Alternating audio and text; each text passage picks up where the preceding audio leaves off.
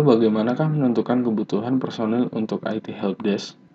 Berdasarkan survei tahun 2012, jumlah staf IT Helpdesk dibanding jumlah staf IT di tahun 2007 adalah 8,5%, tahun 2008 9,9%, 2009 9,4%, tahun 2010 7,9%, 2011 9%, dan 2012 adalah 8%.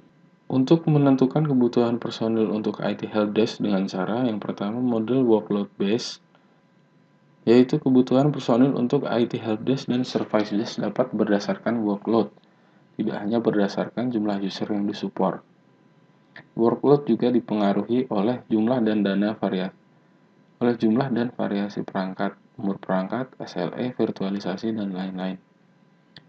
Seperti contoh, perusahaan A jumlah staf 2.500, desktop computers yang dimiliki 2.100, server yang ada 240, kontak volume 2.700 per bulan, average handle time 8 menit per kontak, agent capacity 4.600 menit per bulan, laptop yang memiliki 950, printer dan mesin fotokopi 140, dan smartphone 1.100. Kemudian untuk perusahaan B, jumlah staf 2.500, desktop komputer 2.200, server 70, kontak volume 4.800 per bulan, average handle time 12 menit per kontak, agent capacity 4.600 menit per bulan, laptop 550, printer dan mesin fotokopi 80, serta smartphone 300. Workload adalah perkalian antara kontak volume dengan average kontak handle time. Kemudian untuk jumlah personil yang diperlukan dihasilkan dari workload dibagi dengan agent capacity. Sehingga untuk perusahaan A, workload-nya adalah 2.700 per bulan dikali 8 menit per kontak sama dengan 21.600 menit per bulan.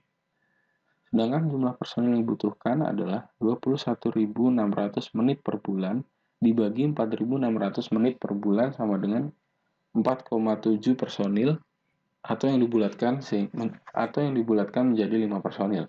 Untuk perusahaan B, workload sama dengan 4.800 per bulan kali 12 menit per kontak sama dengan 57.600 menit per bulan.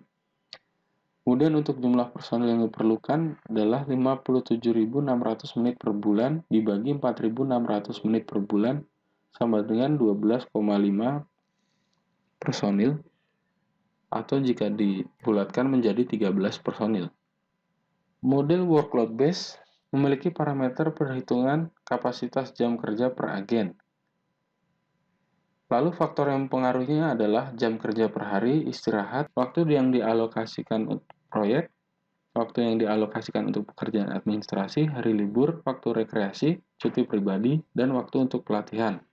Kemudian parameter perhitungan workload agen, faktor-faktor yang mempengaruhinya adalah jumlah panggilan atau kontak masuk atau inbound call, waktu per panggilan atau inbound talk time menit, waktu tunggu panggilan hold time menit, waktu pasca penyelesaian panggilan warm up time atau menit, sehingga jumlah personil dapat dihasilkan dengan cara membagi antara workload dengan agent capacity.